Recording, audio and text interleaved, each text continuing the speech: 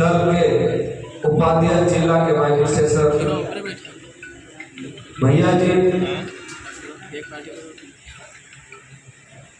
सम्मानित हमारे दल के रामचंद्र राय जी, झारखंड आंदोलनकारी अभिभावक स्वरूप ज्योति प्रसाद यादव जी, झामुमो के पूर्व जिला अध्यक्ष भाई शंभूलाल यादव जी,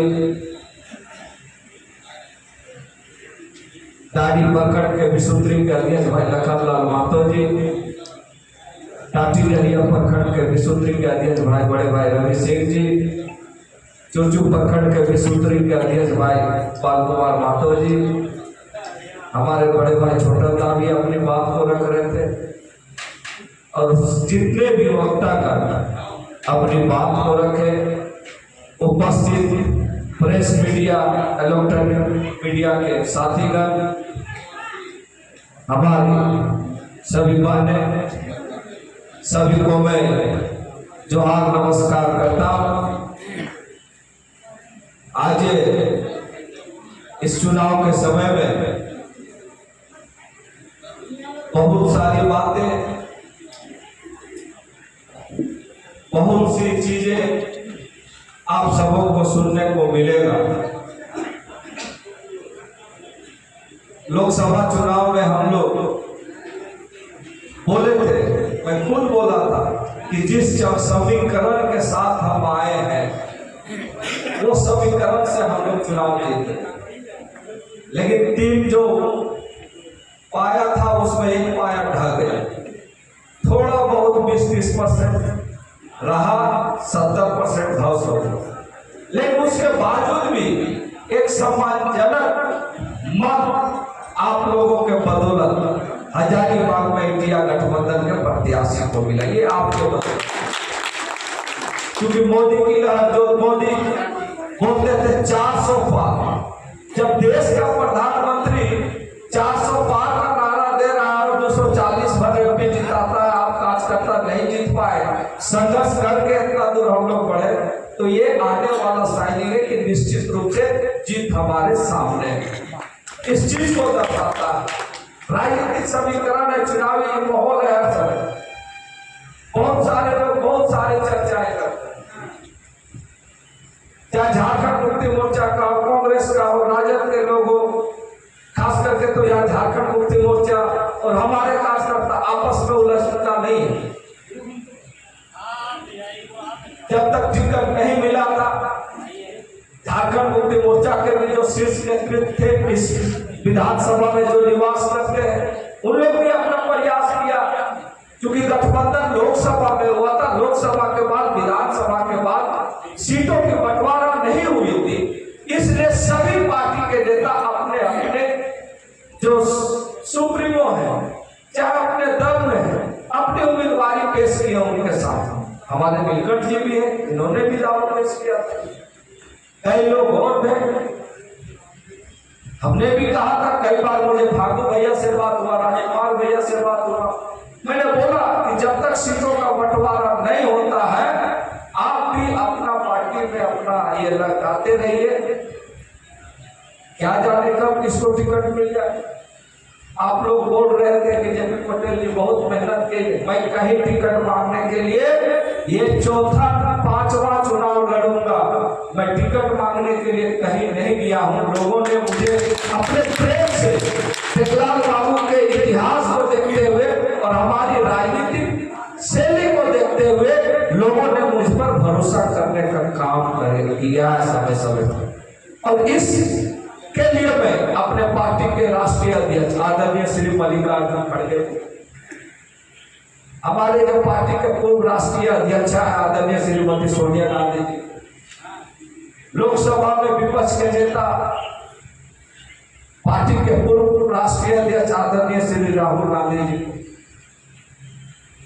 झारखंड मुक्ति मोर्चा के अध्यक्ष शिबू सोरेन जी को, झारखंड के युवा मुख्यमंत्री हेमंत सोरेन जी को, राष्ट्रीय जनता दल के अभी हमारे सीपीएम एमएल के साथ भी लगभग फाइनल हो गया है, तो मुझे लगता है जब सब हम लोग मिल जाएंगे तो एक नया उमंग के साथ हम सब काम करें। लोकसभा चुनाव में बहुत सारे लोग बोल रहे थे, क्योंकि लोकसभा में हम लोग बहुत चीजें हैं जो सार्वजनिक रूप से मैं नहीं बोल सकता, लेकिन ये बात सत्य है कि विधानसभा का चुनाव लोकसभा का चुनाव अलग है।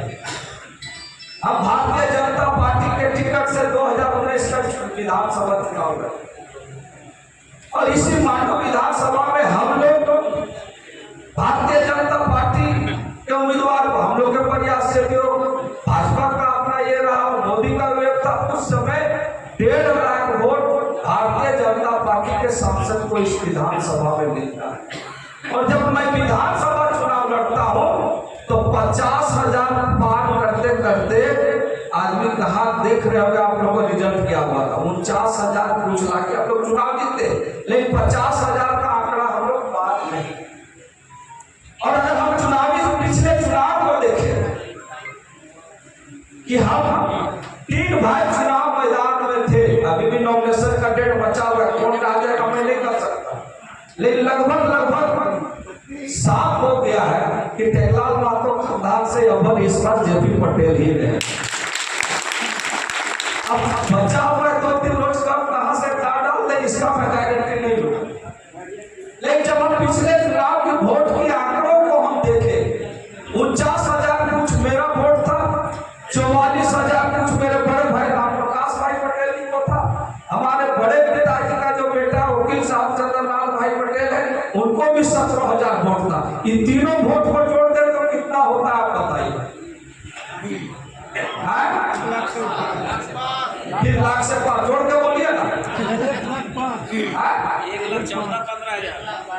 1,14,15,000 और तिवारी महतो को कितना आया था? 45,000। 50 तो हमें ना पार करते, 45,000। और 47,000 में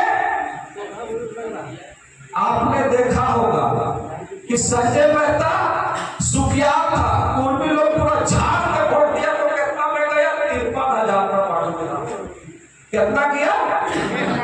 53,000। फिर अगर कुर्मी लोग एक हो गया तो कितना जाएगा? भैया 53,000 तो दिया पूरा, हमको 20 से 25% मिला। तो विधानसभा चुनाव जीतने के लिए कितना वोट चाहिए ये कोई नहीं जानता, लेकिन इतना हम जानते हैं कि जयप्रकाश भाई पटेल को विधानसभा में चुनाव जीतने भर यहाँ की जनता ने वोट दिया। अब जेपीकेएसएस का जो वोट है तो तिवारी महतो आजू का वोट सबसे ज्यादा काटेगा, और हम और आप परेशान है कि वो कौन आया है, अजहर का क्या नाम है, वो तो ये घूर रहा है, वो घूर रहा है, झूठ फूट का। मेरा समाज का जनता वोट करता था, वो कट गया, अब कटेगा नहीं, छूटेगा।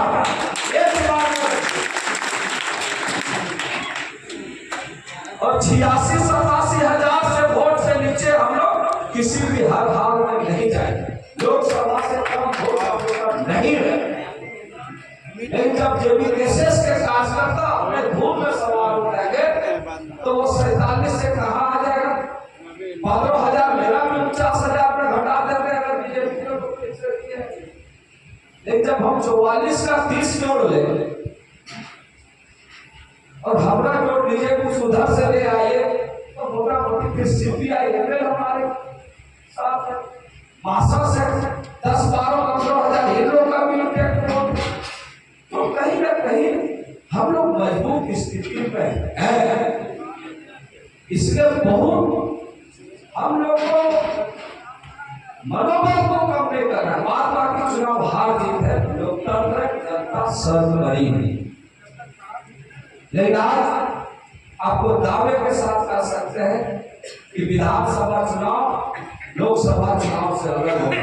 ये विधानसभा चुनाव ऐसा होगा, आपने देखा होगा पिछला कि जयप्रकाश भाई पटेल को सभी जात के, सभी धर्म के लोगों ने, सभी पार्टियों के लोगों ने भी वोट दिया था, और इस बार भी यही हो। सभी पार्टी के लोग, हर पार्टी के केडर, कुछ ना कुछ समर्थक जनता जेपी पटेल के पक्ष में बोलबल होना अभी जरूरी है। और मैं ये नहीं कर रहा, मैं घाटों से रिपोर्ट आया, कुल्लू से रिपोर्ट आया, बड़गांव, जयपुर, बनी से, जहां पर हमको लोकसभा में बुलाया नहीं लोग, मैं भी नहीं जा पाया। लेकिन आज लोग कहते हैं कि जेपी बाबू 5 मिनट समय निकाल के आना है। अमर भैया क्या नहीं, लोकसभा जो हुआ, लेकिन विधानसभा में टेकलाल बाबू ने पब्लिक को बचा कर रखना है। टेकलाल बाबू किसी एक जाति के नहीं थे, टेकलाल बाबू सभी जाति के नेता थे, सभी लोगों को लेकर चलने वाले। उसी तरह जेपी पटेल कोई एक जात का नेता नहीं, अब सभी को लेकर चलने पर विश्वास रखते हैं। इसलिए आप मैं कहूँगा कि अभी से जितने यहाँ नेतृत्वकर्ता गण है वो पंचायतवार अभी से ही घुस जाएंगे। ऐसा नहीं कि पार्टी ऑफिस खोल लिया, आप वहीं पर बैठ रहे चौक में घुस गया। लोकसभा में मैं नहीं आ पाया, इतना बड़ा क्षेत्र था और बहुत जगह जा भी नहीं पाया, इसके चलते भी हम लोग को वोट कम मिला और उसके पीछे कई कारण है। लेकिन हम नहीं चाहते कि राजनीति पे ज्यादा ये नहीं होता है कि जब हम लोग कुछ बोले तो नेगेटिव हो जाए। इसलिए आप सबों से कहेंगे कि इस चुनाव बहुत टफ चुनाव है, आसान समझ के नहीं लड़ना। गांव में आपको समझाना है जाके, और हर एक नेतृत्वकर्ता जो यहाँ बैठे हुए ये मत समझिए कि ये चुनाव जेपी पटेल लड़ रहा है। अगर जेपी पटेल सोचिएगा लड़ रहा है तो ये चुनाव हार देंगे। ये सोच के लड़ना है कि ये चुनाव जेपी पटेल नहीं हम लड़ रहे, तब जाके आप चुनाव जीतेंगे। हमारे भरोसे रहिएगा हम नहीं आ पाए तो आपको अपना गांव में कल मुखिया चुनाव लड़ना, जिला परिषद का चुनाव लड़ना, वार्ड का चुनाव लड़ना, आपकी तैयारी रहेगी तब आप अपनी तैयारी करो।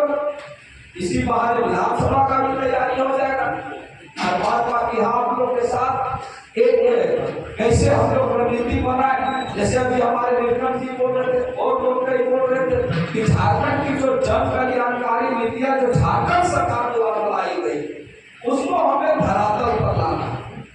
क्योंकि भारतीय जनता पार्टी का गिर दृष्टि नजर झारखंड के खनिज संपदा पर है। इसी का नतीजा है कि आज के बड़े बड़े नेता को महीना 2 महीना पहले यहाँ पर उतार दिया गया। वो कहते हैं कि नहीं हेमंत जी का सरकार ने बनेगा, माहौल ये है और भाजपा आना चाहिए तो आप परेशान ना है। जब आपको जितना दही है तो आप परेशान क्यों है? भाजपा आज इस झारखंड का विकास का बाधक है। यही भाजपा आज जो है जब से अलग राज हुआ सबसे ज्यादा सांसद लोग उस समय नियोजन नीति का बात को नहीं याद आता, 32 हथियार की बात नहीं नजर आता, अल्पसंख्यकों की बात नजर नहीं आता, पिछड़ों की बात नजर नहीं आता, यहाँ की जल जंगल जमीन बचाने की बात नहीं आता। जब सत्ता से बाहर होते तो सब नजर आता। और इस बार हम लोग भारतीय जनता पार्टी थे, उसके बावजूद भी हेमंत जी ने जब झारखंड विधानसभा में नियोजन नीति लाया, सरना कोड लाया, आपका आरक्षण नीति लाया, हम लोग ने समर्थन देने का काम किया। और जब गवर्नर के पास भेजा गया विधानसभा से पास करके, तो भारतीय जनता पार्टी का ही गवर्नर था, उन सब विधेयकों को लौटाने का काम किया, उस पर क्वारी करने का काम किया ताकि यह विधेयक और ये आप पढ़े हो, ताकि झारखंड में हेमंत जी का जो माहौल है वो खराब हो जाए, कांग्रेस यहाँ मजबूत नहीं हो। तो इसलिए आपको समझना है, आज संविदा कर्मी कोई भी हो, आपने देखा होगा कि रघुवर जी की सरकार में किस तरह से आंगनबाड़ी पारा शिक्षकों पर चुनाव के 2 महीना पहले लाठीचार्ज हुआ।